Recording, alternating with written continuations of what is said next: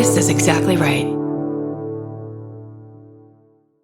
This episode is supported by FX's The Shards, a seductive drama from executive producer Ryan Murphy. Set in 1980s Los Angeles, the series follows a group of glamorous, deeply entangled high school seniors drawn into a life of wealth, beauty, parties, and excess. At its center is Brett, whose reality begins to unravel when the arrival of a new student coincides with a series of mysterious murders. FX's The Shards premieres August 5th on FX and Hulu. Goodbye. The best time to think about home security is before you need it. That's exactly why there's Simply Safe. Traditional home security only alerts you after a break-in has already happened, and that's too late. Simply Safe is changing that. Simply Safe's US-based live agents identify threats on your property and help deter them so intruders never get to your house. The system is customizable so you can build one that fits your home and your specific needs. The 24/7 professional monitoring is effective and affordable and won't lock you into a long-term contract. I think that's what's so scary for so many people is that long-term contract. And like, whatever turns out you don't like it or need it, but they don't have that because they know you'll like it and you'll know that you need it and feel so much safer when you have it. Like at this point in my life, I would never go without a security system on my house. I just feel safer with actually having Simply Safe around. There's a whole staff at Simply Safe that's waiting to talk to you and help you out. Right now, you can get 50% off your new system by visiting simplysafe.com/MFM. That's half off at simplysafe.com/MFM. There's no safe like Simply Safe. Goodbye. Get into the Hyundai Getaway Sales Event and get away with a deal so right, it almost feels wrong. Right now, you can get great deals on Hyundai's most popular models, including the adventure-ready SUVs like the Hyundai Santa Fe or Santa Fe Hybrid and the Tucson or Tucson Hybrid. Plus, there's the bold and stylish Elantra loaded with the latest tech. Or go all-electric with the Ioniq 5 or the Ioniq 9. So get down to your local Hyundai dealer and get away with a deal you'll love during the Hyundai Getaway Sales Event. Visit HyundaiUSA.com for details. Goodbye.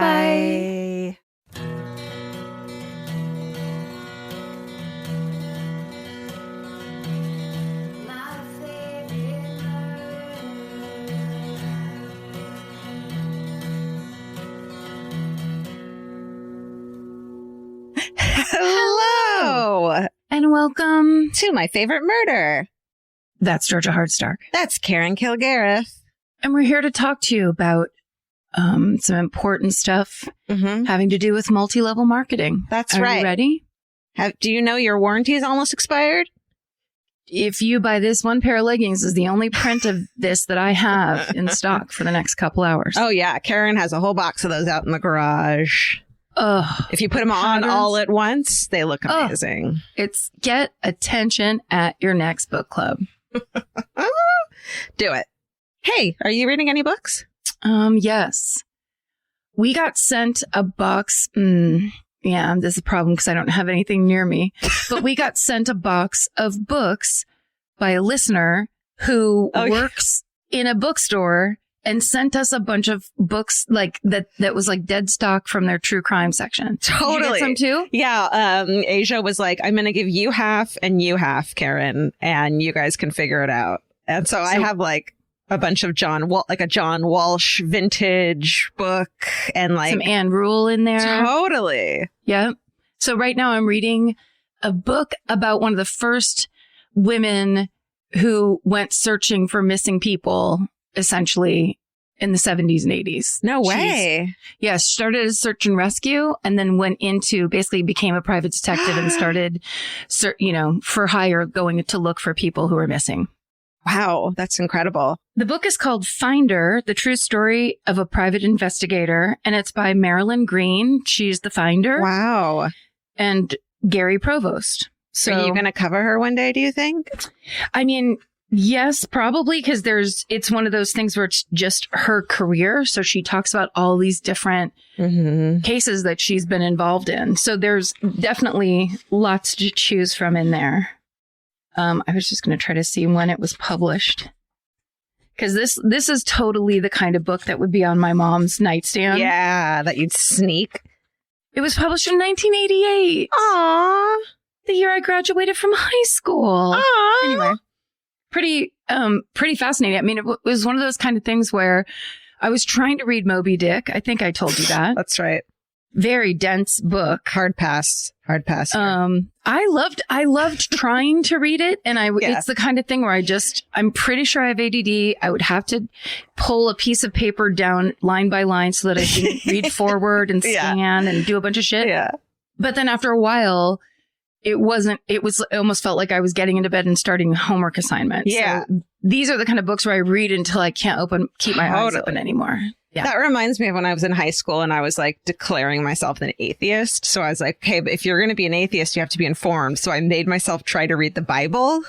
Oh, no. No. That was confusing. I did not get very far. Here's the thing. It's really old. So old. And there's a ton of numbers in there, which is not like normal books. And it's like, fucking learn basic grammar. You know what I mean? Like, hast and doth and smiting this and smiting it off. The Lord. No, thank you. So I just decided to just be an atheist that doesn't know a lot about the Bible instead. I mean, you can just be like, it's more of a conceptual thing, but if you can bring me some pieces of the Bible that you think I'd love, I'm open to it. You could do it that way. Can you jump around? Give me your favorite part of the Bible, and I'll jump around. I don't think it's chronological. I think you can jump around and just go from Psalms to fucking Revelations. Mm-hmm. Make it happen for yourself. That's right.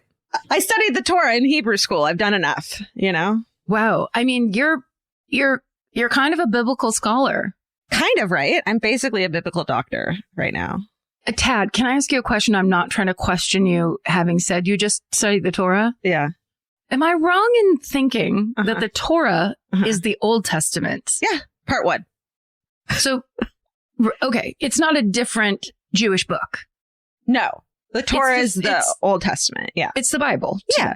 That's okay. Yeah. So I was going to try to read part 2 and I just couldn't get there. Nobody likes, what's the word I'm trying to look for? Yes. Thank you. Shit. Sequels always drop the ball. The Bible, Electric Boogaloo. I mean, it's such a downer at the end.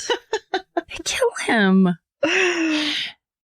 What are you reading besides the Bible these days? I have my book. I'm on my bed. I'm on my bed right now. So I'm reading a book called The World Gives Way by Marissa Levine. And it's a total sci-fi end of the world apocalypse book. Perfect. About 1,000 years in the future, we had to escape Earth on a pod. And there are different caste systems. And suddenly there's a rip in the side of the fucking ship that is now Earth. Oh. And end of the world. It's really good. I love a good apocalypse. Yeah. book. It's for some reason these days, apocalypse stories are very satisfying. And oh, yeah. They really are doing it. Well, it's nice when you're living in one to have someone to be like, is this possibly what could happen? Because it would be just nice to have any kind of guide. Yeah. Well, here's something to counteract that apocalyptic vibe. Great. Also, Mercury's in retrograde. Oh, is again? It? Shit.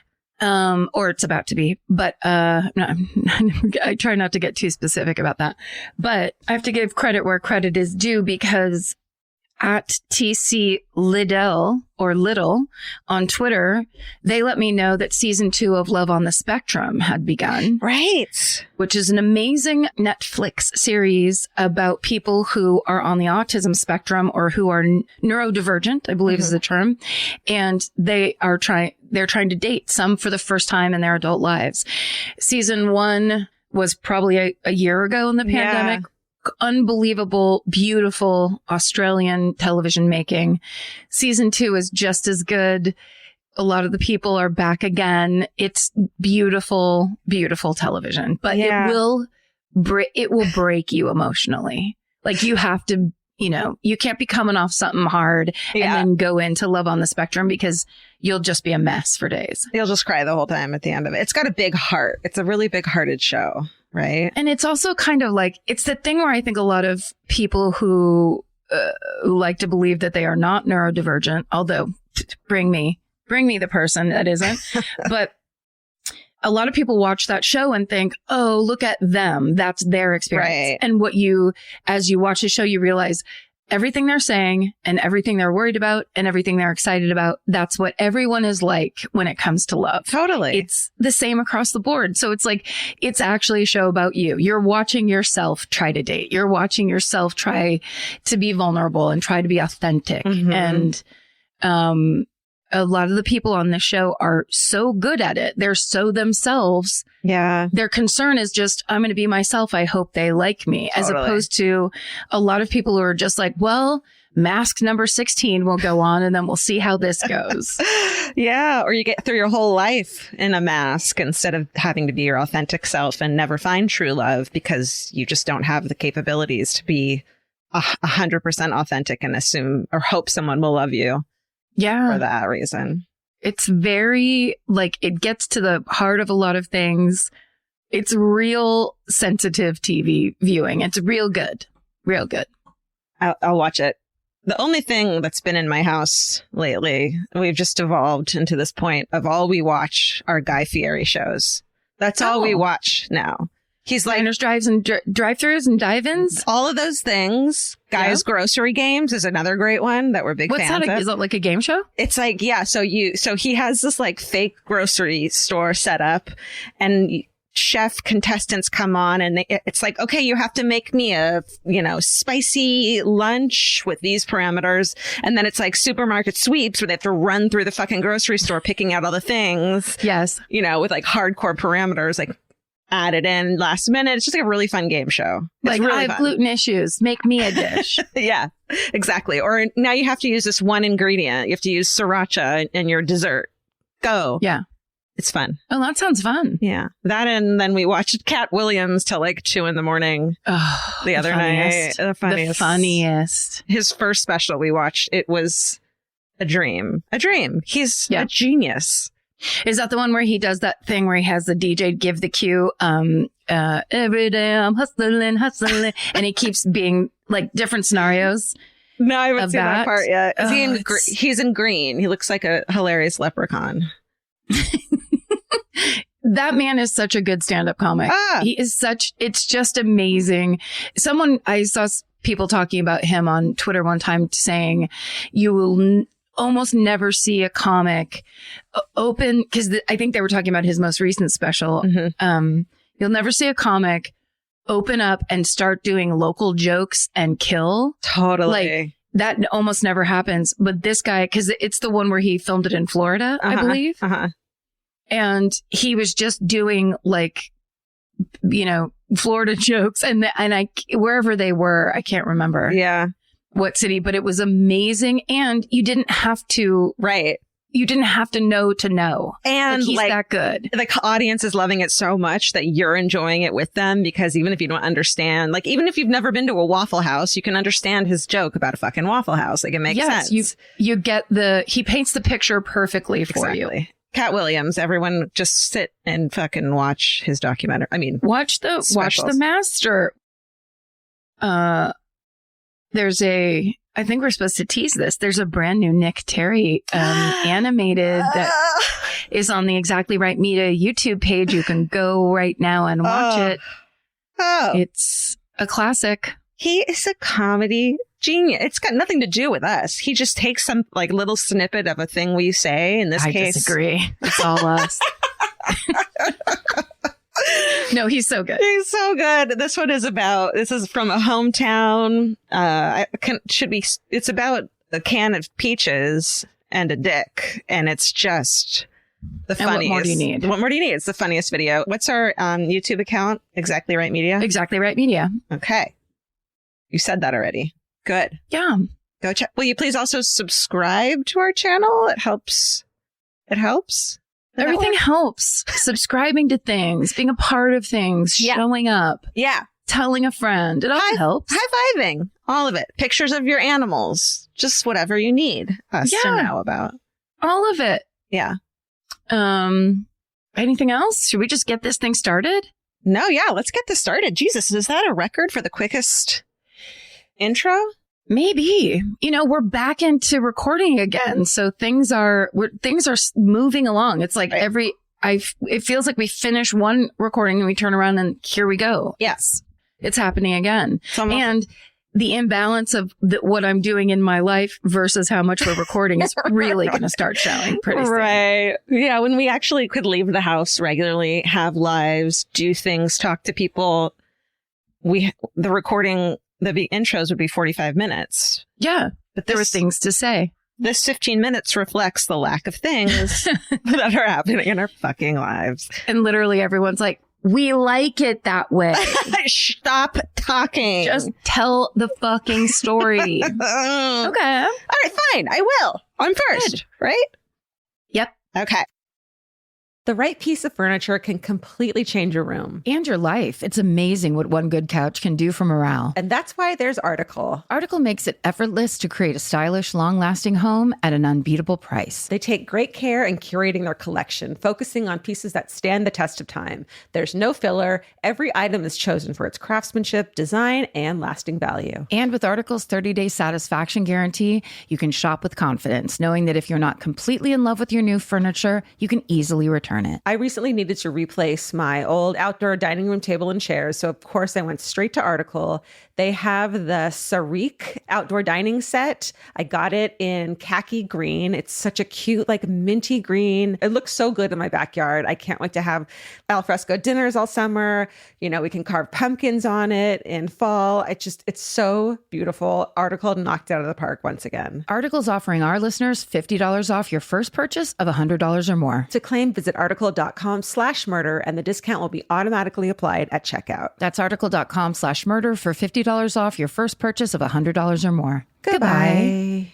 This episode is supported by FX's The Shards, a seductive drama from executive producer Ryan Murphy. Set in 1980s Los Angeles, the series follows a group of glamorous, deeply entangled high school seniors drawn into a life of wealth, beauty, parties, and excess. At its center is Brett, whose reality begins to unravel when the arrival of a new student coincides with a series of mysterious murders. FX's The Shards premieres August 5th on FX and Hulu. Goodbye.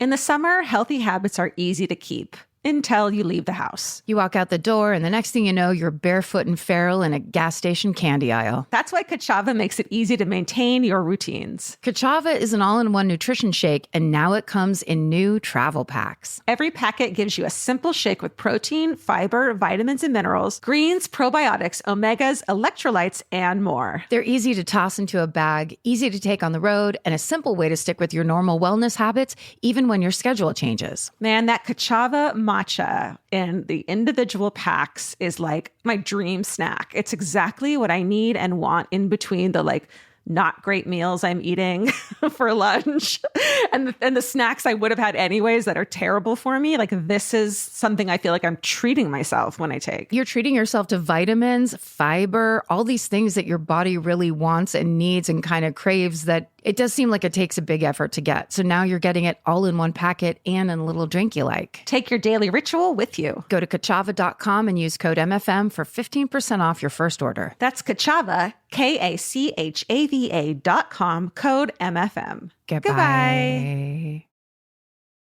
All right, Karen. So this week's story, as they always do, is going to stick with me for the rest of my life. Partly because it's a story, it's just a tragedy that could have had so many opportunities to be avoided.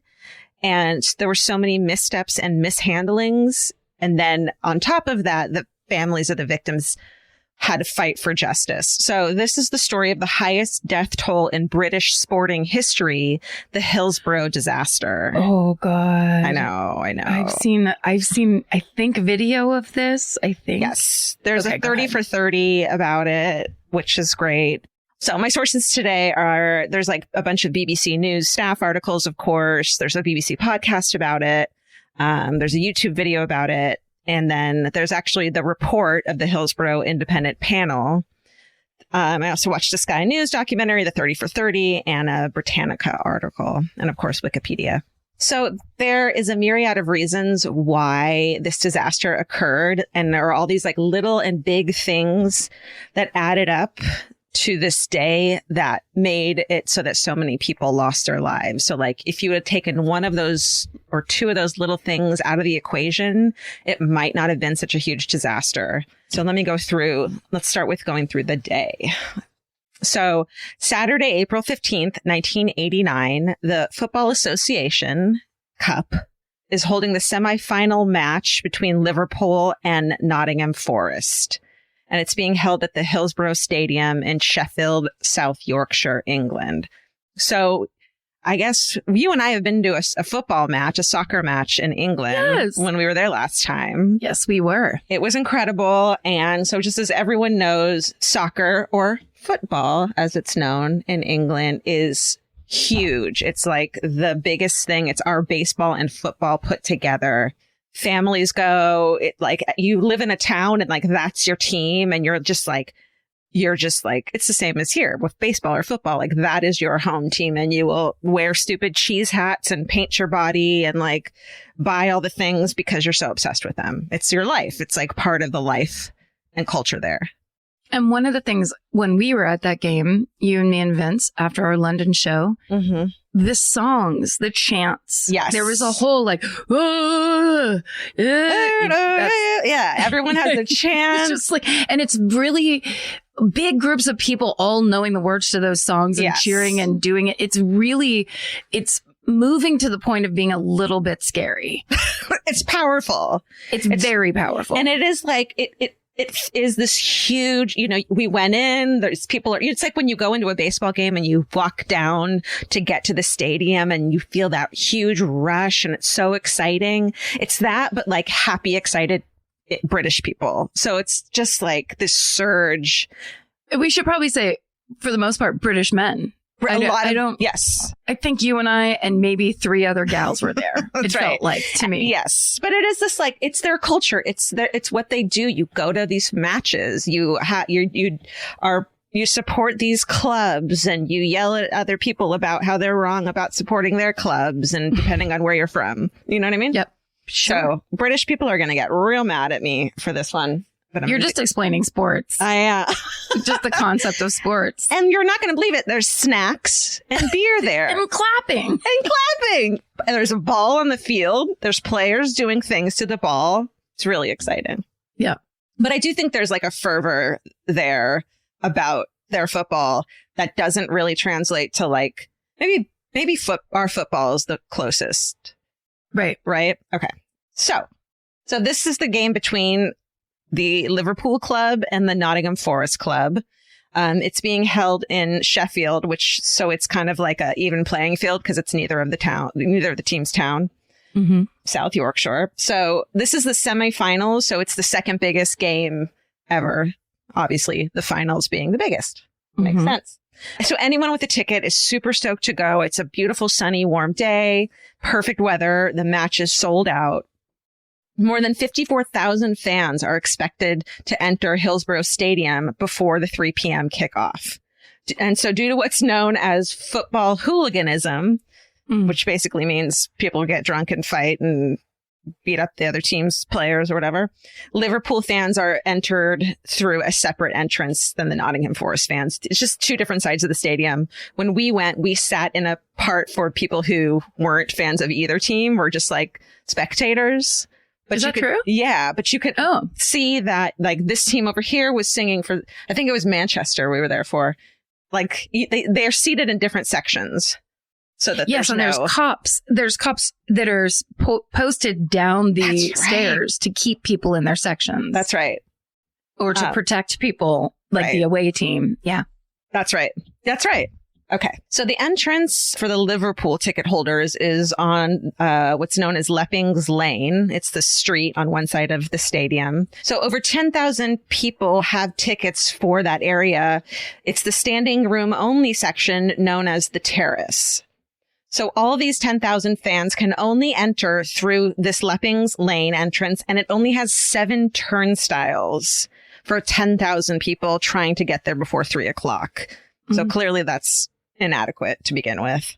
Once they're through the turnstiles, then fans make their way to the terrace pens or to the sections, either through a tunnel that's right in front of them or 2 less obvious side entrances that you can't even see. When you walk through the turnstiles, you just see this one entrance and you think, well, must be the way to go to all of them. but it's not. The terrace itself, where the standing room only section is, it's basically just like shallow concrete steps. So it's like a little, you stand, there's a step down, there's a step down, there's a step down. And then there's barriers like every few steps to keep people from like pushing forward. So there are also lateral fences dividing the terrace into pens. So you can't it's not like a whole thing. It's like, this is a pen for 1,000 people. This one next to it's pen for 1,000 people. You can't go between them. It's basically like an animal pen. It's like clearly a bad design when you just look at it. And the only exits are through the back. So if you go in and get to the front, you can't just turn around and go back if they're totally full. Right. And then there's also a fence in the front to prevent people from going onto the field. And at the front of each pen, located on the perimeter fence, there's a small gate, but it's locked. By 2:00, just over 2,000 fans have entered the terrace. And most of them are in pens 3 and 4, which is the one that you walk forward into. They have capacities of 1,000 and 1,100 people. And one of the other reasons they're most popular, aside from being able to just walk right into them, is that they're directly behind the goal. So they're like incredible seats. Oh, yeah. It's an incredible spot to be. But there's no security. There's no staff telling any of the fans where to go or using the crowd control to make sure like you don't have to just walk down this hallway. You can actually go over there. There should be people telling everyone where to go to disperse the crowd properly. By 2:15, a large crowd is gathering outside Leppings Lane by the turnstiles, trying to get through them. So there's only 30 minutes left until kickoff, and there's just over 4,300 fans that have made it through the turnstile, and there's another 5,000 still waiting their turn to get through those 7 turnstiles. Yeah. An announcement is made over the loudspeaker asking the fans in those 2 pens, 3 and 4, to move forward or spread out sideways or to move to a different pen, but there's no way for them to do it. They'd have to backtrack and go out through the back exits where people are pushing their way in. So it's not that easy. By 2:35, there's so many people in Leppings Lane that fans are pressed against the turnstile and they become difficult to even operate, and people start to be jammed up just in the turnstiles alone. Ooh. And there's video of this. Inside the stadium, the pens 3 and 4 are reaching capacity already. Police officers discuss delaying the game until all the fans have made it to the terrace, but it's dismissed. That idea is dismissed. Instead, at 2:52 p.m., Yorkshire Police Chief Superintendent David Duckenfield, who had little experience policing soccer matches, he gives the order to open the exit gate that's right next to the turnstiles, what they normally would have opened to let people leave. Open it, just let people in so we can relieve this crowding. So the gate stays open for about 5 minutes, but it's enough time to let a huge surge of fans into the stadium at once. So this is kind of the tipping point. It seems like there's so many errors that have already been made and so many problems with, policing the crowd. But this seems like the surge that tips everything over. So around 2,000 fans now start walking to the terrace via that tunnel that's already almost at capacity, completely unaware that they'll be forced into pens 3 and 4.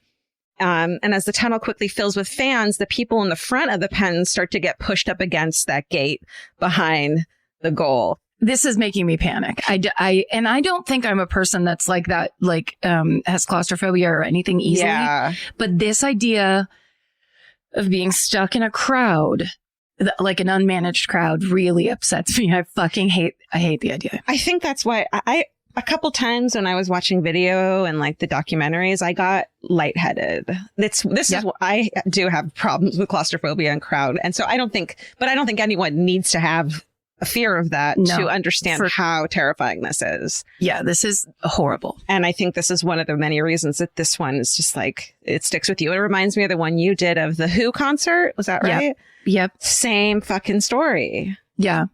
I mean, it's just horrible. Yeah. So now that the gate was opened, this surge of people were able to come in. Around 2,000 fans now start walking to the terrace via the tunnel. They're totally unaware that they'll be forced into pens 3 and 4, which are already packed.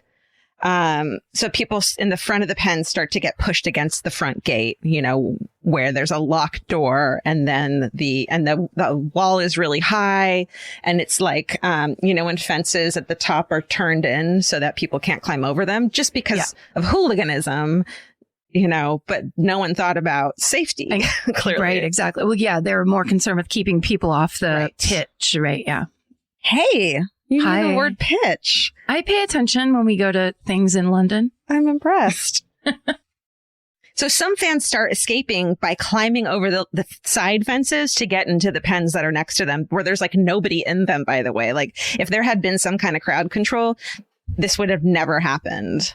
Oh, no. I know. You mean the things right next to them are empty? Are like almost empty, and like they're the kind of walls that it's like you'd have to be a strong young person to be able to climb that fence. Like I, as a 41-year-old woman, would never be able to yank myself up there. But I think people are helping each other, boosting each other out to get to the side pens.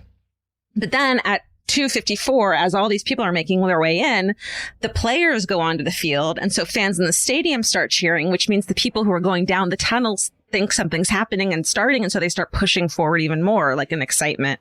And so that happens again when the game starts at 2:59. And then again, 5 minutes later, when Liverpool takes a shot at the goal. So everyone goes wild. So even more people start pushing their way in down that tunnel.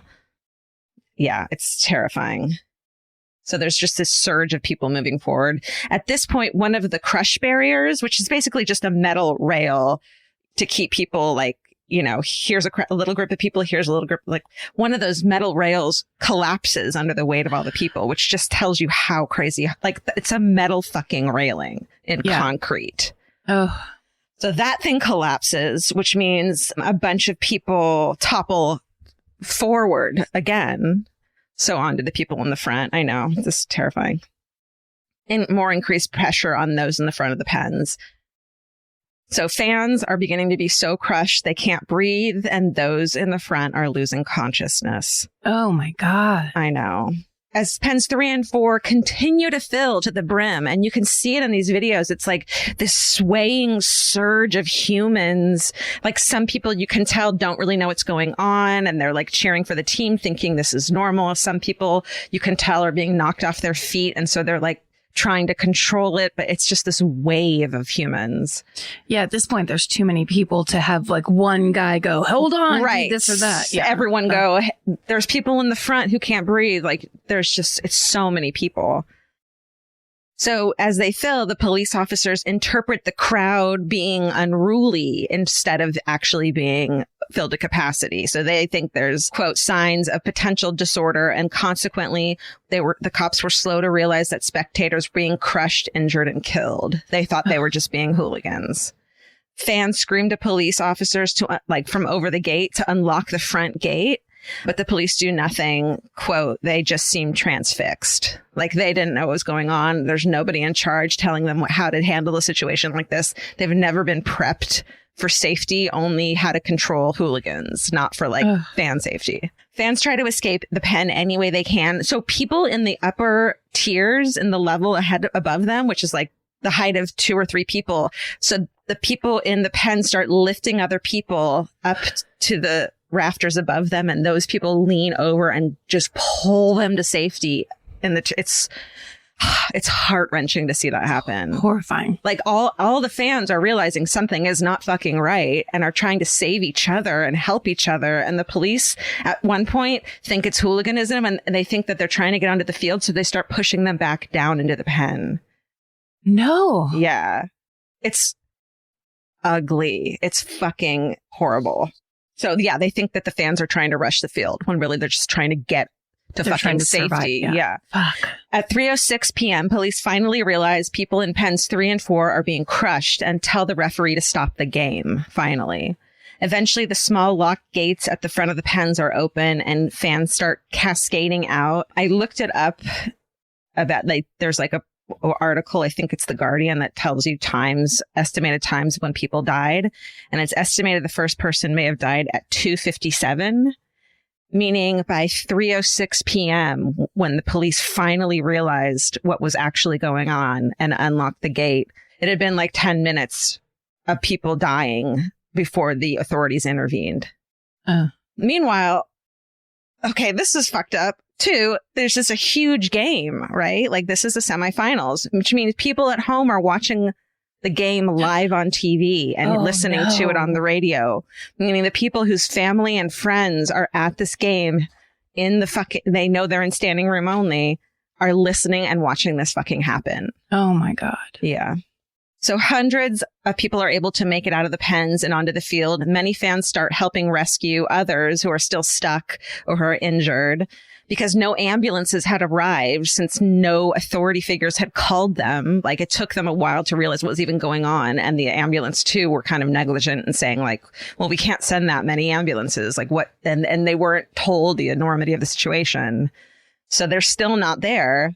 So fans start ripping down like the advertisements and using them as stretchers to carry the injured to across the field to the gymnasium, hoping that they can receive medical attention there. So like, this is not fucking hooligans. These are fans trying to help save each other. Yeah, it's truly like that's all you have is the kindness of the strangers around you. Totally. Hopefully. If your ribs got crushed and you can't breathe. Yeah, exactly. At 3:15, an ambulance finally makes its way through the crowd to pens 3 and 4. One ambulance, another ambulance shows up.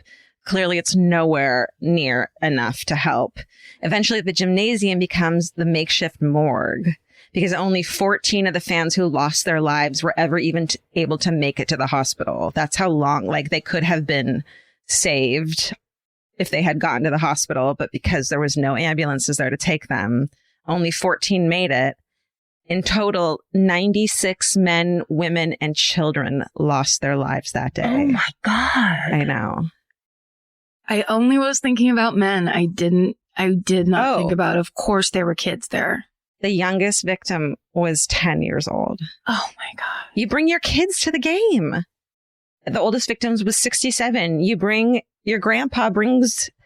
Yes, the tradition. It's tradition. I mean, like, oh, God, this is horrible. Two, like, teenage sisters were killed together. Like, there's an article on ITV News of how and when all 96 victims died, and it tells you a little bit about each of the victim. If you want to check that out. But yeah, it's, it's heartbreaking. It's just normal people. And they went that day with their friends to see this really exciting game that they've probably seen a million like it their whole lives and did not expect this, obviously. Yeah. So South Yorkshire police officials, including the chief constable of South Yorkshire Police, Peter Wright, are immediately, like that evening, start casting blame on the fans and the victims themselves. They allege that they were drunk and disorderly.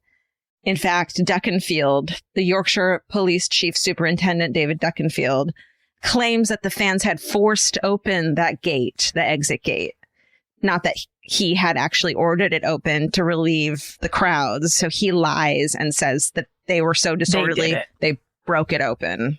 The media and tabloid outlets start running with this angle that the Liverpool fans are to blame for everything. They say they broke into the stadium and caused an inrush into pens 3 and 4, which caused the fatal crushing. And also that people who didn't have tickets were part of the reason there were so many people there, which isn't true. This story is broadcast internationally. This is the angle that goes out, and this is the explanation in everyone's minds immediately, which is, the explanation that ends up sticking is whatever comes out first. On April 19th, the fucking tabloid The Sun publishes a blasphemous front page article titled The Truth, which details how Liverpool fans had, quote, assaulted and urinated on police officers who were trying to resuscitate the dying, stolen, pickpocketed the dead, and verbally and sexually abused an unconscious woman. They were just blasting out these rumors. None of it's straight true. Up lies. Yeah. Straight up lies that it turns out later were told to them and facilitated by the higher ups. Oh, no. Yeah. Actually, it's later found out that the daughter of Chief Inspector of South Yorkshire Police, David Sumner, was one of the people who put in an anonymous tip that she had heard that someone in the crowd, tried to sexually assault a unconscious woman. God, that's dirty. I mean, that is very really dirty. Gross. That is here's the thing. accountability Yes. really fucks people up sometimes. Yeah. It's just like, here's the thing.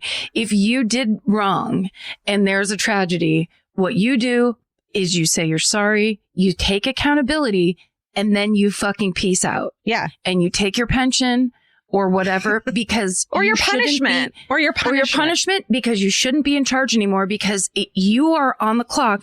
You're the one getting the money Yeah. for being the big guy. Yeah. So something fucks up. Like that idea has slowly left kind of humanity. Absolutely. Where it's just like, no, you're right. Go sow some shit in the tabloids. Yeah.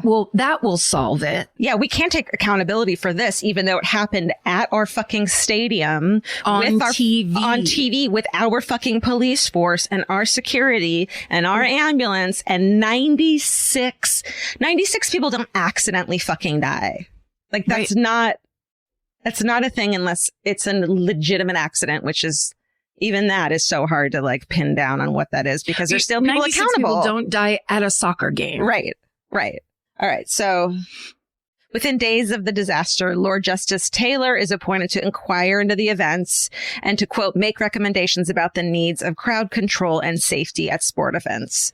On August 1st, 1989, he publishes his report, which concludes that the fans were not responsible for the disaster and the, quote, real cause was overcrowding. And the main reason was the failure of police control. So finally, someone is acknowledging that.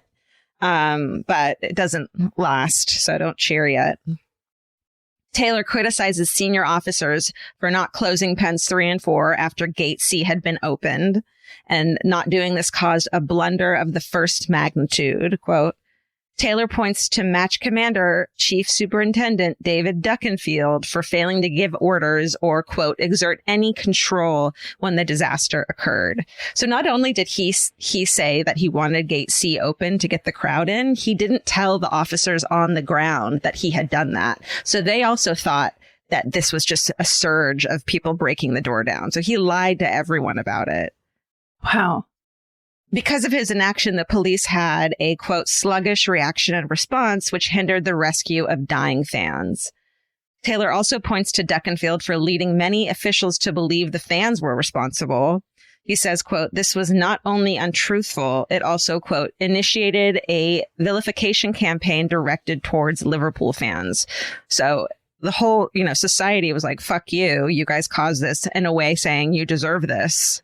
And meanwhile, those who are hurt and dead and the families are having to like fight against society, blaming them. Or like, yeah, this concept gets floated because what I remember from that, just like, the remotest files of remembering the story was the picture of people the other fans trying to lift the fans out of that whole thing. And the idea that it's like sowing the story that people aren't good. Right. And that's being sown by people who aren't good. The people on the ground and the people that were going through it actually displayed the ultimate like humanitarian, I care about my fellow man type of thing. They were doing everything they could. And that this isn't supposed to happen here. Another thing that's really disturbing is a lot of these tabloids put photos on the covers of the close-up of people getting crushed against the fence. Ugh. So you can see recognizable faces of people possibly already dead. It's really fucking troubling. Okay. So he found that only a small minority of fans had even been drinking, but they didn't cause the overcrowding and there was no hooliganism. So what follows is decades of the families of the victims being put through hell to try to get justice and answers and for someone to take fucking accountability. In 1990, the Crown Prosecution Service decides there is insufficient evidence to justify criminal proceedings against anybody from any organizations for any offense arising out of the deaths. So it's just like, boop, out of sight, out of mind. Stop fucking worrying about it. In 1991, an inquest jury returns a verdict of accidental death, meaning it was just a fucking accident. Okay. In 1997, when another inquest is requested, then Prime Minister, it's later found out, Tony Blair, made a note across the paperwork saying, why? What's the point? Ooh. Yeah. So 20 years go by. And then in 2009, then Labor ministers Andy Burnham and Maria Eagle finally resolve to call for all documents relating to the disaster to be published. In January 2010, the Home Security appoints the Hillsborough Independent Panel to do 3 things: investigate the disaster, disclose documents about the disaster and its aftermath, and produce a report. So finally, in September 2012, the panel publishes its report and a website containing 450,000 pages of material. The panel concludes that the main cause of the disaster was an overall, quote, lack of police control. Other factors like crowd safety, customs and practices, and the response of police and emergency services also played a part. It says that as many as 41 deaths could have been averted by better rescue efforts alone. Ugh. 41 human beings. Some of the findings that were on the day of the disaster, police officers and stewards were only worried about crowd management, not safety. And they were so busy making sure no hooliganism was going on that they failed to realize all the fatal mistakes. Lack of communication between those on Leppings Lane and those inside the stadium. Just a complete failure and breakdown of, crowd response and crowd control and safety. It also comes out police officers who were there that day were discouraged from telling their true account of what they witnessed, giving like false reports and testimony. 116 officer statements about the incident were changed to remove unfavorable comments about how the South Yorkshire police handled the situation. For example, the word chaotic was removed from any paperwork, so as not to seem like they had anything to do with it. Following the panel's report, a second coroner's inquest is finally held. The first one took place in 1991, and after hearing very biased evidence, the jury found that all victims had died accidentally. But at the end of the second inquest, the jury finds that all victims were, quote, unlawfully killed, which means someone is responsible for this. Yeah. Following the second inquest, 6 people are charged with various offenses in relation to the Hillsborough disaster. The most serious of the charges goes to Duckenfield. He's charged with 95 counts of manslaughter by gross negligence. Sadly, after 2 trials, he's acquitted, leaving the family members of the victims devastated and angry over the egregious lack of accountability. Leader of the House of Commons, Jacob Rees-Mogg, says that the lack of accountability over Hillsborough is, quote, the greatest scandal of British policing of our lifetimes. Multiple members of parliament call for laws to be changed, quote, to prevent another catastrophic failure of justice.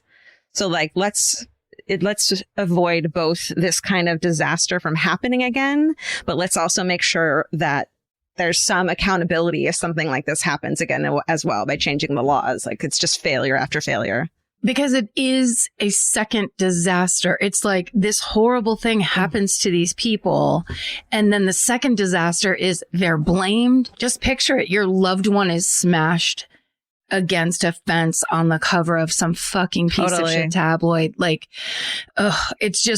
it's like a horrible situation. And then they went and made it as bad as they possibly could. In one of the interviews with the victim's sister, she says that night they had to go identify her brother's body, and then they just kept them at the police station, like with like in a random room, not even treating them like they were victims. They treated them like troublemakers, like the families of the victims. Right, because the police are seeing this thing explode in front of them of like, oh no, all these people have a voice. All these people are going to, this is all going to like settle down, and then they're going to see what happened. And it's that thing of like, we fucked up. Like, don't say sorry or you're taking accountability for it, or don't be kind. Yeah, exactly. Just keep deflecting. Oh, it's really ugly. Really evil. So while the families still hope for justice that could possibly never come, they maybe find solace in knowing that people haven't forgotten the victims. For one thing, Rupert Murdoch's The Sun, that was so blasphemous and terrible, has been completely boycotted in Liverpool. So it's been 30 fucking years since that happened, and people in Liverpool refuse to buy it. A lot of shops refuse to sell it. They're just like, fuck you. It's pretty amazing, like banding together to just completely tells Rupert Murdoch to fuck off, you know? Right. That makes sense, because I'm pretty sure it was The Sun. There was a story I did, and I had an article from it, and several people let me know on Twitter, like, it's garbage. You should not be ever referring to, because it's like that kind of stuff over here. it's all, I don't know. It's seen, we see it in a National Enquirer kind of way, where it's like, it's so obvious that it's fake. Right. Tabloids over here have a goofy kind of, like Bat Boy. You think of it as this ridiculous, silly thing. Exactly. Not as well, nowadays. Not the daily paper. Yeah, but not nowadays. What you rely upon. Fake news is just the norm now. But I think back then it was taken at face value. Who knows? Right. There are also nearly 20 memorials erected in memory of the victims. On the anniversary of the disaster, flags are flown at half-mast, and many people hold moments of silence or visit memorials to pay their respects for the 96 innocent victims of the Hillsborough disaster. And that is the highest death toll in British sporting history, the Hillsborough disaster.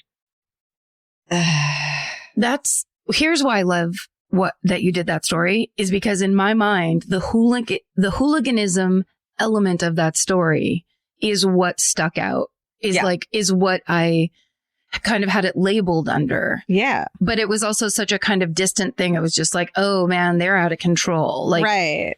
The idea that it was turned around onto the victims as being basically they got what they deserved is so disgusting. Yeah. It looks like a crowd rioting, but it's fucking not. Yeah. Wow. Great job. Thank you. This episode is supported by FX's The Shards, a seductive drama from executive producer Ryan Murphy. Set in 1980s Los Angeles, the series follows a group of glamorous, deeply entangled high school seniors drawn into a life of wealth, beauty, parties, and excess. At its center is Brett, whose reality begins to unravel when the arrival of a new student coincides with a series of mysterious murders. FX's The Shards premieres August 5th on FX and Hulu. Goodbye. There's nothing better than just laying around. Whether you're fully horizontal or at a slant, it cannot be beaten. Unless, of course, you have a Lola blanket. Lola is the world's #1 blanket, crafted with ultra-soft luxury vegan faux fur and a signature 4-way stretch that sets it apart. Their products are machine washable and double hemmed for durability, and they stay flawless. No pilling, no shedding, even after repeated washes. And there's more. Lola also makes weighted blankets, matching pillow sets, and super soft pet beds. Lola is a great go-to gift. It's personal, beautiful, and something your loved ones can actually use every day. For a limited time, our listeners can get 40% off select Lola Blankets products with code MFM at checkout. Just head to lolablankets.com and use code MFM to get 40% off your order. After you purchase, they'll ask you where you heard about them. Please support our show and let them know we sent you. Wrap yourself in luxury with Lola Blankets. Goodbye. The future has an annoying habit of always showing up. That's why now is a great time to start planning ahead. Enter Acorns. Acorns is a smart way to give your money a chance to grow. You can sign up in minutes and start automatically investing, even if it's your spare change. The Acorns potential screen shows you the power of compounding and how your money could grow over time. You can quickly adjust how much you're investing every day, week, or month to make sure you're always building towards your goals. Whether you're just starting out or thinking about settling down, Acorns supports your big and small goals across every stage of life. Sign up now and Acorns will boost your new account with a $5 bonus investment. Join the over 14 million all-time customers who have already saved and invested over $27 billion with Acorns. Head to acorns.com/MFM or download the Acorns app to get started. Paid non-client endorsement compensation provides incentive to positively promote Acorns. Tier 2 compensation provided, potential subject to various factors such as customers' accounts, age, and investment settings. Does not include Acorns fees. Results do not predict or represent the performance of any Acorns portfolio. Investment results will vary. Investing involves risk. Acorns Advisors, LLC, an SEC registered investment advisor. View important disclosures at acorns.com/MFM. Goodbye. Here's what's interesting. My story also takes place in foggy old England town. Oh, That's all right. And it's fascinating to me. It involves several of the things I find fascinating. This is the story. So there's no spoilers. I'll just say this is the story of the Lindow Woman. Okay. So the sources for this, sciencehistory.org, there's an article called Bodies in the Bog, The Lindow Mysteries by Dave Samet and Chantel Craig. The Beauty Who Wed a Beast, from the Liverpool Echo newspaper. Unearthing the Living Dead, from the Mail and Guardian.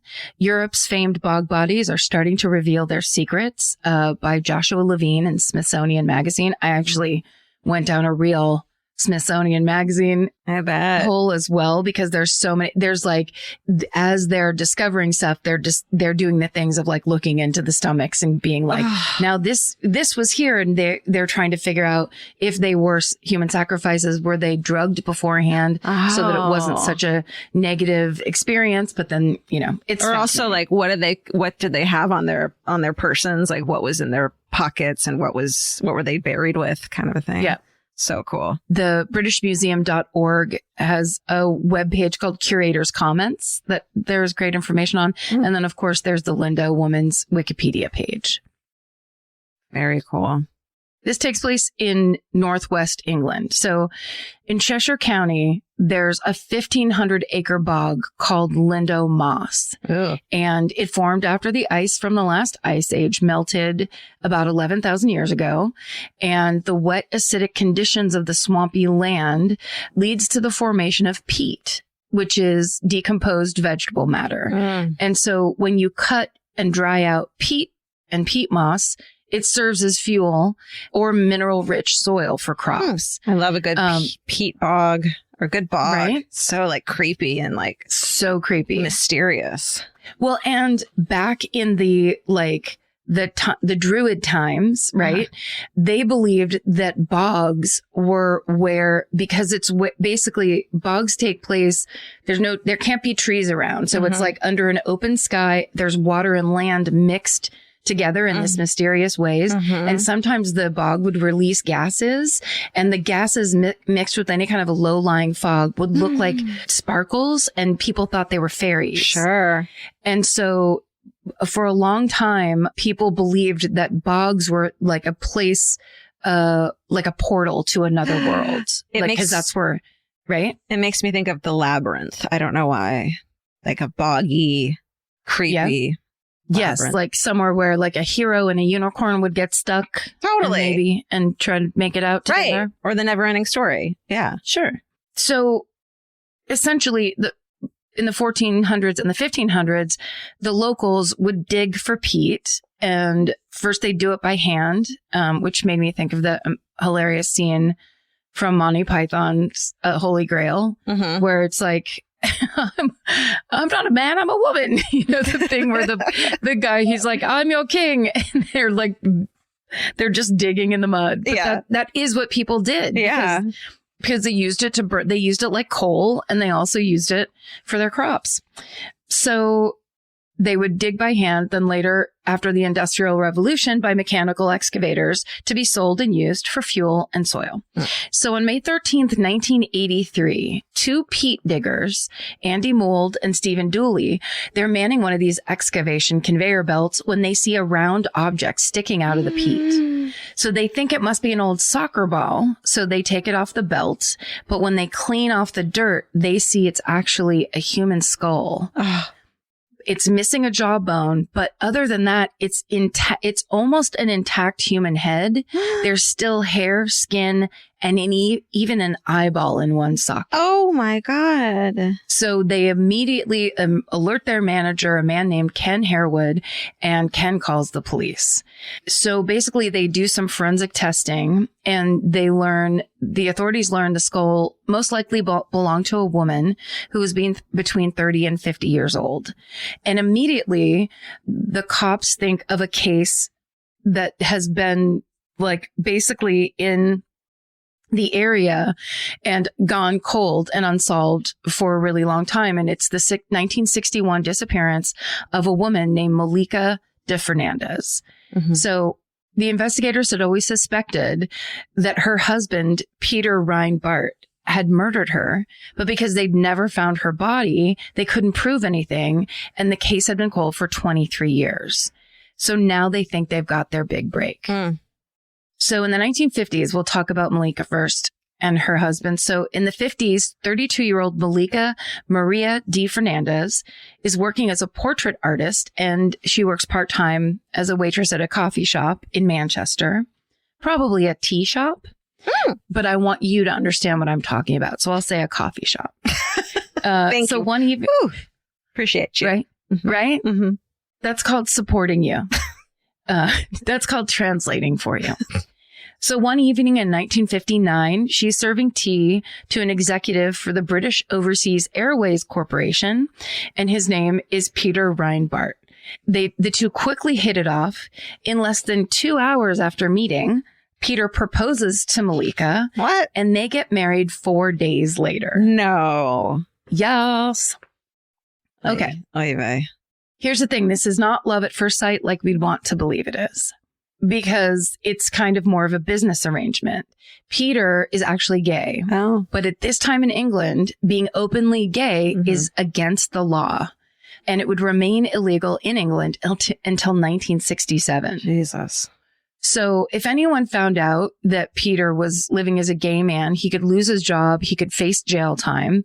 So basically, marrying Malika provides the cover that he needs while he meets secretly with his real lover in real life, a man named Philip Clark. Mhm. And for Malika, being married to a kind of a rich airline employee means that she can get cheap airline tickets and she can travel much more, which is something she loves to do. Mhm. So it works for both of them. Yeah. It only lasts a couple months. Peter and Malika get a divorce by the end of 1959, and Peter and Philip move to a cottage in the affluent Manchester suburb of Wilmslow. But Malika stays in touch, and according to Peter, she regularly hits him up for money. So sometime in 1961, Malika goes missing.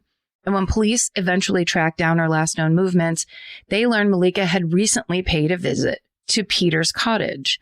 When they go to question him about her and her whereabouts, he denies knowing anything about her disappearance. And he explains that Malika's an avid traveler, so she could actually be anywhere. But the investigators are very suspicious. So they search Peter's cottage and they dig up the surrounding yard around the cottage, but they don't find anything. There's no evidence to hold Peter on. He's free to go about his life.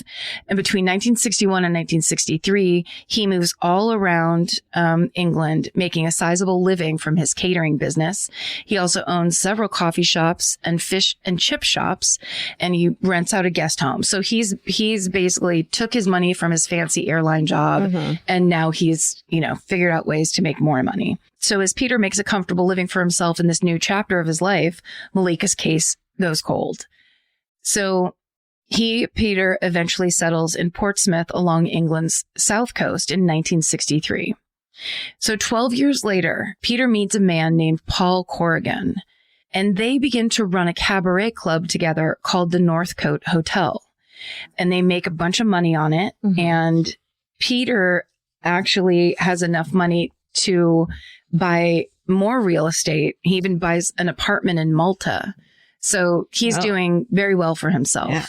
But these two men are not just business partners. They have actually a very dark connection, because when they're not managing this nightclub, they roam the streets of Portsmouth looking for young boys to kidnap and sexually assault. What? Yes. When they're finally caught and arrested in 1977, they're both sentenced to 7 years in prison, and they only serve 4. They're both released in January of 1981. Okay, so Paul Corrigan's freedom doesn't last long, because just 1 year after his release from jail, he kidnaps, rapes, tortures, and kills a 13-year-old boy named John Haddon. So Paul Corrigan's arrested soon after, and he returns to prison with a life sentence. So that story in and of itself and on its own is crazy and horrifying, that basically these two would turn out to be like violent pedophiles, find each other, and then, it's that's horrible. Terrible. Paul Corrigan ends up going to jail for the rest of his life, though. But when he basically is arrested, he immediately is like, hey, just so you know, when I was in jail, Peter Reinbart told me that he killed his wife, Malika D. Fernandez. So the police track Peter down. He now lives in Knightsbridge in London, and they question him again. But again, he denies having anything to do with Malika's disappearance. And there is no evidence except for a child murderer's word to go on. So there's nothing that the authorities can do. And Peter remains free. But all of that changes 2 years later on May 13th, 1983, with this discovery of the skull in the Lindow Moss Bog. So basically they find this head and the investigators remember this guy, know that he was, basically a contemporary of Paul Corrigan, this monster person. And they're like, this guy being around this woman who has just disappeared off the face of the earth cannot be good. Like, this is not, this is not a good guy. So investigators once again track down Peter Reinbart about a month after the skull is found. So this time they finally have evidence. They have a body. When they inform Peter that a woman's body has been found that matches the description of Malika, he finally confesses to murdering his ex-wife. He tells police, quote, "It's been so long, I thought I would never be found out." So in his statement to police, Peter says that Malika came over to his cottage sometime around 1961, 60 or 61. No one's sure about that date, but that she was demanding money and she was threatening that if he doesn't pay her, that she's going to out him to the world as a gay man. So he would lose his job and he would probably get arrested or at least be, in the police's eye. Yeah. So this is all according to Peter. This is one-sided story, but basically he says a fight breaks out and he says, quote, "Something just boiled over inside me." He says he strangled Malika to death. He dismembered her and then he tried to burn her remains. But when that didn't work, he placed her body parts in sacks and buried them out in the bog near the edge of his property. So basically now the investigators take this confession. They go back to Lindow Moss and they try to find the rest of Malika's remains. But after a thorough search, they don't find anything. And this gnaws at the lead detective. His name is Detective Inspector George Abbott. He's got enough evidence to put Peter away, but he still sends the skull to the lab at Oxford University in October 1983 to take a closer look at it. And when the lab results come back several weeks later, investigators are stunned by what they learn. Radiocarbon dating shows that the skull could not have belonged to Malika de Fernandez because it's more than 17 centuries old, and it dates back to the year 250 AD. Holy shit.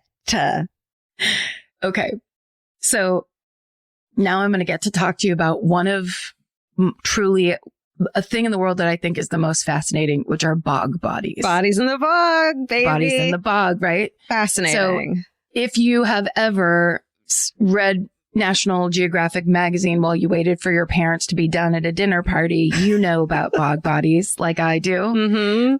So, but I'll give you a little walkthrough now. Do it. Jay did this research. He did an amazing job. And I was like, please make the bog body part as long as you want to, because I find it fascinating. No, I'm obsessed. And amazing. I'm so excited about this. Okay, good. So for the last few hundred years, the incredibly well-preserved bodies of men and women from thousands of years ago have been discovered in Denmark, in the Netherlands, in Ireland, in the UK, in northern Germany, and even in North America. And the one thing that they all have in common is that they were found in bogs. But not just any kind of bog will preserve a human body. There are 4 primary factors that make up the perfect conditions. First of all, the bog must have a specific type of moss called sphagnum moss. Okay. Definitely pronouncing that wrong. Second, the bog has to be moist year round. It can't dry out at any time. And third, the bog soil must remain at a maximum temperature of 39 degrees when the body is buried. And the average annual temperature of the region has to stay below 50 degrees. So basically, now this is kind of detailed part, but it's pretty fascinating. So this sphagnum moss, this very specific kind of moss, it sits on top of a watery surface of the bog and it makes the water way more acidic than normal. And that acidity destroys the minerals that would otherwise contaminate the water. And live moss dies. It sinks to the bottom of the water. It undergoes its own decaying process. That dead moss breaks down. It releases sugars and humic acids. And then the remaining live moss on top acts as a sort of seal. So it protects the body beneath from any sort of outside interference. Wow. So like this perfect stew for preserving a body. Yes. And And those conditions create a preservation matter that's more efficient than the mummification process used in ancient Egypt. Wow. Mostly because it's nature doing it and it's accidental. Sure. But instead of decaying normally, bog bodies kept in these conditions, they end up tanning like leather. And even human hair can remain intact, although it turns this coppery red color. So when they first found bog bodies, they thought the people were redheaded. And then they science slowly revealed that it was not just these like redheaded people being sacrificed by their tribe or whatever. Sure. It's just what the bog is doing. Yeah. So one of the most famous bog bodies, and this is the bog body that was featured in National Geographic, or at least the first one I ever saw. Yeah. And it's the Tolland Man of Denmark. He was discovered in 1950, but his body dated back to the 4th century BC in the pre-Roman Iron Age. The Tolland Man is so well preserved that he looks like a silvery gray old man who's sleeping in the fetal position. But he has all the features of his face, the skin on his face. He even has like a 3-day beard growth. Whoa. Like it's so detailed for someone that from that long ago. Yeah. It's unbelievable. And it looks like he's been spray painted dark silver. Yeah. It's Does it look really like the Tin Man kind of? Yes, except for dark. The tin part would be darker. Okay. And he literally looks like he's sleeping and he kind of looks like he's smiling. Okay, I've seen this for sure. As a kid, how terrified were you when you saw that? No, I loved it. You did? Well, Okay. because yes, like all the skin is kept on, but and there's internal organs and stuff in them. They've done autopsies of bog bodies and like dissect and seen the brains and stuff and gone through and like that's, on the Tolland Man, his stomach and intestinal tract were intact. Oh my God. And they figured out what he ate that day. Like that's how intact this human being was from so long ago. It's just so fascinating. Was it a sandwich? Did he have a sandwich? It was burnt porridge. No. Yes. Oh my God. Yes. It's so What a basically bummer. here's another fascinating aspect. He has a leather garret around his neck. Oh. Yeah. So it suggests the possibility he was murdered or he was a human sacrifice. Right. And this is a common feature in bog bodies. Many are found with evidence of blunt force trauma, suffocation, slashed throats. And it's basically because archaeologists can't know what they were doing right before they were put in the bog. They can't tell, because some sacrifice, like there's some bog bodies are what they call triple killed, where they're like stabbed, hung, and they say that's very common for ritual sacrifice. And it makes sense if it were ritual sacrifice, because if the temperatures were that low, it must have meant they probably were like losing crops, or they, you know what I mean? They were sacrificing to whoever, putting bodies in the bog, because the thinking back then was they got so much from the bog by being able to use the peat in all those different ways that they had to give back. So they've found weapons in bogs. They found a book from like, yes, they've found stuff in there and plus bodies. So it isn't necessarily just people trying to hide a murder victim or whatever. They think they were used kind of ritualistically because they were seen as these places between worlds. And it was as someone who's obsessed with metal detecting, this is my fucking dream. Can you imagine? Right? Yes. Right. Does a metal detector work on a bog? Probably not. But I would wonder, because it has to be, it's like damp and mucky. It's just like it's like a pond that somebody filled with dirt. Yeah. But like straw. Yeah. Anyway, or moss, I guess. We're scientists. Bog? Because that's not the confusing part. You're a bog doctor. That's why. Thank you for asking that question. So it made it look like I just know this stuff off the top of my head. And not that it's just the next sentence on the page of like, he'd eaten porridge 12 to 24 hours before he died. Oh, you just knew that. I couldn't believe it. Gosh, she's so educated. Okay, so this, of course, then it goes wide, right? That it's like, oh, this skull that was found is from thousands of years ago, which is very important and, archaeologically significant.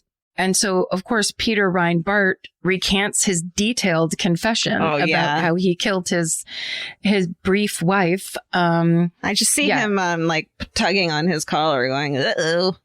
Yes, exactly. I didn't even have to. It's kind of the perfect, like, for this to happen to anybody. Yeah. This guy seems to be the kind of person that's like, that's really awesome that this, it's a terrible misunderstanding. Yes. And usually it's a tragedy, but in this case, this guy, it's perfect. You belong in another fucking prison, dude. Okay.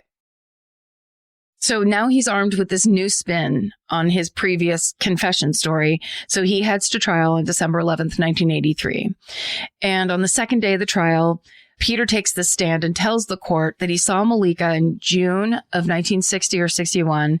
The beginning of his story remains the same. Malika stopped by the cottage that he shared with his male partner in Winslow and asked Peter for money. He said no. Then the new account is when he refused to pay, she not only threatened to expose his homosexuality, but she also, quote, lunged at his face with her long fingernails.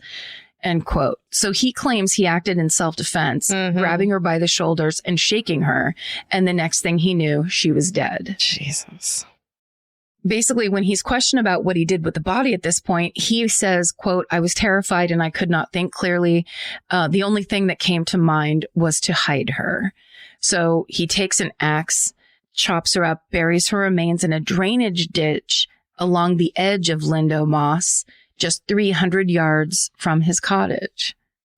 So the trial lasts 3 days, and on December 14th, 1983, after a 3-hour deliberation, the jury finds 57-year-old Peter Reinbart guilty of murder of Malika Maria de Fernandez 23 years after her death. Wow. And he's sentenced to life in prison. So he goes to prison. Finally, a cold case is closed. Basically, a year later, this same peat digger, Andy Mold, yet again makes another disturbing discovery in Lindow Moss. He pulls what he thinks is a piece of wood off of a conveyor belt, but then after they clean it off, he realizes, and the workers see, it has toenails. So the crew realizes they've just found a human leg. And once again, they call the police who come, they shut the worksite down, and they're hoping that they're finding Malika's remains. Yeah. But meanwhile, Cheshire County archaeologist Rick Turner catches wind about this discovery. So he goes down to Lindow Moss. And in addition to that leg, they end up finding a flap of skin, which then leads them to the discovery of the rest of this body. And when the remains are sent out for radiocarbon testing, again, it's another ancient bog body. What? They determined that these body parts belonged to a man in his early 20s. He was about 5'6". He weighed anywhere from 132 to 143 pounds. He had neatly manicured fingernails and his facial hair had been cut with shears. So they knew that he was probably a wealthy person. Yeah. And they basically dubbed him the Lindow Man or Lindow 2. So the woman's skull was Lindow 1. This is Lindow 2. And this would not be the last body found at Lindow Moss. In 1987, a third headless body, Lindow 3, is discovered.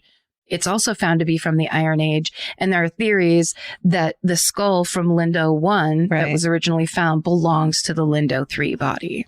Either that, or there's a whole nother fucking like head down there somewhere. I mean, it's crazy. Dig it all up. I want to see everything down there. Drain the bog. Drain the bogs. So further inspection of Lindow Man shows that he was murdered. There's blows to the head. They think it was by axe. A blunt object broke his neck and one of his ribs. And the skin on this body is so well preserved that you can even see markings on his neck from a possible hanging or strangulation. And on top of that, his throat was sliced ear to ear. So this is one of those situations where they believe that's the sign of a human sacrifice. Or it could have been an execution, because I feel like back then they'd overkill, they'd torture you. So it could have been like an execution. I mean, sure, it could really be anything. Yeah. But they also overkilled for human sacrifice. Right. So, Yeah. Yeah, because they would, if you were, there were a lot of archaeologists that believed that these were criminals, Right. Because they would always hang criminals. And then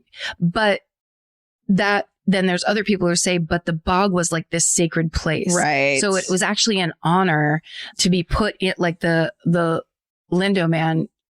He was clearly rich, and his clothes, contained fibers that weren't from the area. So he had probably had money, and this was probably, there's theories that being placed there meant that it was an honor, right. Basically. Right. Iron Age shit. It's hard to relate to now.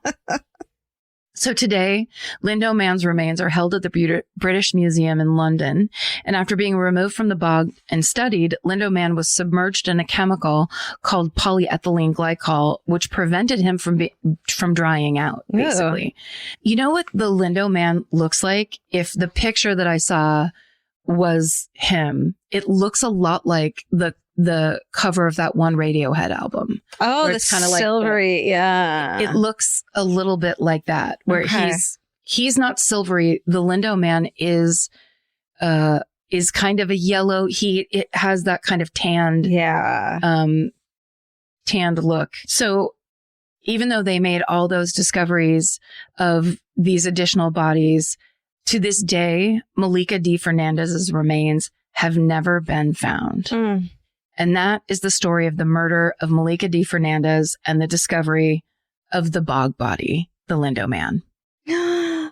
Karen, it's one of those stories where I'm like, damn, I wish I had picked that one before you had, because I like it so much. Well, I'm like, how come I didn't know about this one when we were doing shows in the UK? Totally. It's a perfect, because, I mean, it's a story within a story within a story. It is. It's crazy.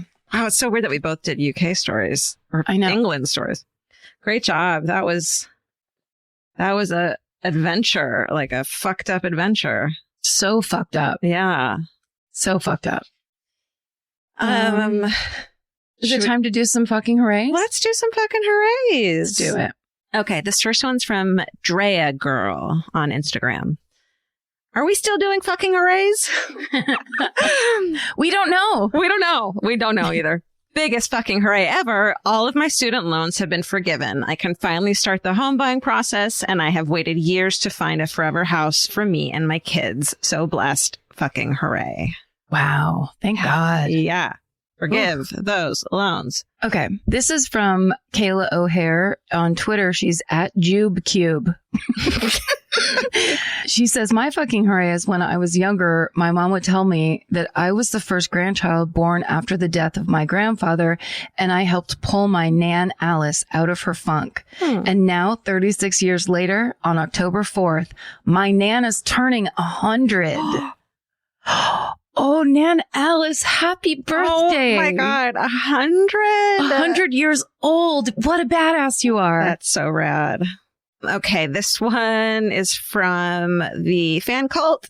My fucking hooray this week is that my two best friends on this earth married each other in the privacy of their front yard. The ceremony was planned within 1 week and had to be kept a secret as their parents don't approve of gay marriage. While sad and difficult for both of them, I've never seen two people happier together and more healthy before. C and Elise, I love you. I support you. You will always be my sisters, and I will always relish in being part of your chosen family together. Fucking hooray for honest love, Christina in Atlanta. Oh, I know. I love that. I know. Chosen family. That's just, I love that. I love that saying so much. Yeah. I mean, there's a lot of people that have to live that way and really make the best of it in that way, where it's like, I have a gigantic family and extended family. I've been to tons of weddings, and if you're at a wedding where everyone is so stoked for the two people getting married and the love is real, I mean, that's the point of having families. Yeah. So whether you're a quote unquote real or, chosen family, whatever, it's like they're the ones doing it right. Totally. It's so beautiful. Congratulations, you guys. Yeah. Congratulations. How about this? After 3 years of people asking me what I wanted for Christmas, my birthday, Mother's Day, etc., and me telling them a fan cult membership, I finally said fuck it and I bought my own. I'm probably way more excited than I should be, but oh well. It makes me happy, and that's all that matters. Honestly, after my only sister passed away unexpectedly in 2018, my new motto is that life is too short to not do what makes me happy. So there. Stay sexy and buy your own happiness. Heidi in Wyoming. Yes, Heidi. Yes.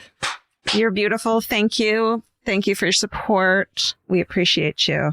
And we're starting to do more videos and do more stuff for the fan cult, because we've, when we took our break from everything. Yeah, we did. So we're just starting to get that stuff fired up again, and we're very excited to be doing it. So Heidi, welcome.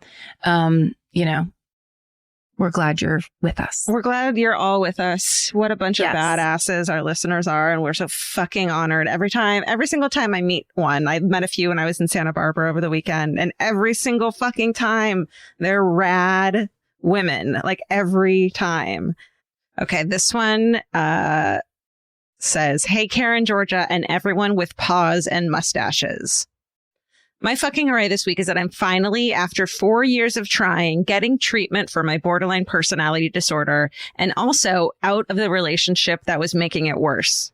Y'all have helped. I know. Y'all have helped me countless times when I didn't feel like I had anyone to turn to. I would just turn on your podcast and have something other to focus on than my raging mental health disorders. Thank you for helping me and many others, Zyla." And then it says, "an 18-year-old who has seen Beetlejuice." Zyla, congratulations. It makes me so happy to hear that you're taking care of business. That's amazing. Yeah. That's the first fucking step, man, is just to try. Get in there. Yeah. Do the work. Got it. You might as well. That's right. Yeah. Very brave. Yes. Okay. Let's see. This one's from the Fan Cult Forum. It's from Kim's of FPC. And it says, "So this year I started to become a court-appointed special advocate, which basically is like Big Brothers, Big Sisters, but for kids in foster care. Oh. And my role is to get to know my kid so I can tell the court what she wants and needs. After months of training and then waiting to find out who my kid would be, I finally got assigned a teenage girl to be my CASA kid. When I went to meet her I was warned she was shy and slow to open up. While I was making small talk, I asked her what her favorite TV show was. And her response, accident, suicide, murder. Immediately, I asked if she had seen the Paul Holes episodes. And of course, she had, and we immediately began fangirling. My fucking hooray is that our mutual love of Paul Holes and curiosity about true crime seemed to get her out of her shell, and she's opening up to me more. Thank you, Karen and Georgia, for introducing me to Paul Holes and giving me something to break the ice with a kid who is normally hesitant to trust adults." Oh my God. Love it. That got me. Did it get you? That got me. Well, it's such important work. Yeah. So thank you, Kim's of FPC, for doing that work and for making the effort to connect with that kid. That's one of those jobs that I think are so important for people to know about, because you think of fostering and you're like, well, I don't have room or time in my life to foster, but there's little things you can do within the foster care system to help kids that aren't these huge undertakings. It's what is it called again? Court-appointed special advocate.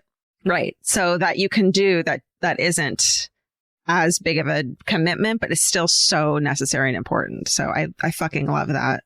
And I love that she was able to connect over true crime. It's great. And over our love also of Paul Holes, which, just by the way, Paul Holes is coming out with a book, his first biographical book called Unmasked, My Life Solving America's Cold Cases. So awesome. Congrats, Paul. It's rad. Yeah. Mr. Paul Holes. Well, thanks for listening, you guys. Thanks for sending those in. Send us your fucking hoorays any way you can. And thanks for being a part of this, this conversation. This sometimes depressing, sometimes horrifying, but oftentimes fun. Conversation. Sometimes uplifting too. Who'da thunk it in a true crime murder podcast? Yeah, we try. We do our best. We do our best. All right. Stay sexy. And don't get murdered. Goodbye. Goodbye. Elvis, do you want a cookie? This has been an Exactly Right production. Our producer is Hannah Kyle Crichton. Associate producer, Alejandra Keck. Engineer and mixer, Steven Ray Morris. Researchers, Jay Elias and Haley Gray. Send us your hometowns and your fucking hoorays at myfavoriteMurder@gmail.com. And follow the show on Instagram and Facebook at My Favorite Murder and Twitter at My Fave Murder. And for more information about this podcast, our live shows, merch, or to join the fan cult, go to myfavoritemurder.com. Rate, review, and subscribe.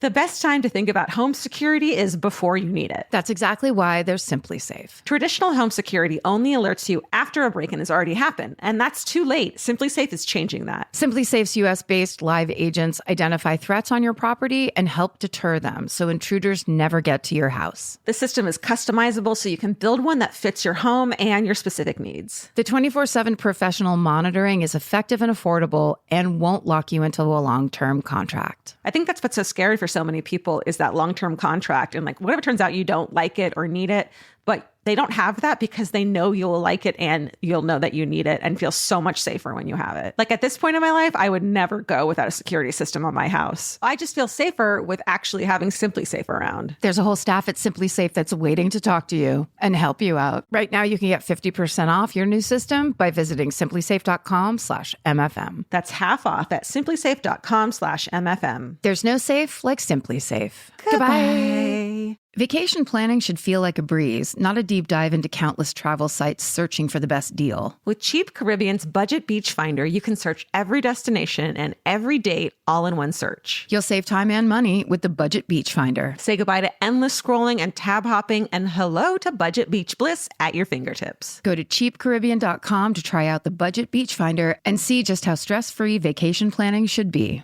Goodbye. Capture your favorite summer feeling with Pandora Jewelry. Discover a collection inspired by the sunshine, freedom, and moments that make the season unforgettable. From sun-kissed metals to personalized pieces ready to be engraved with your summer mantra. Each design moves with you from beach days to golden nights and every memory in between. Shop Pandora Jewelry's new summer collection in-store or online at pandora.net and let your summer unfold. Goodbye.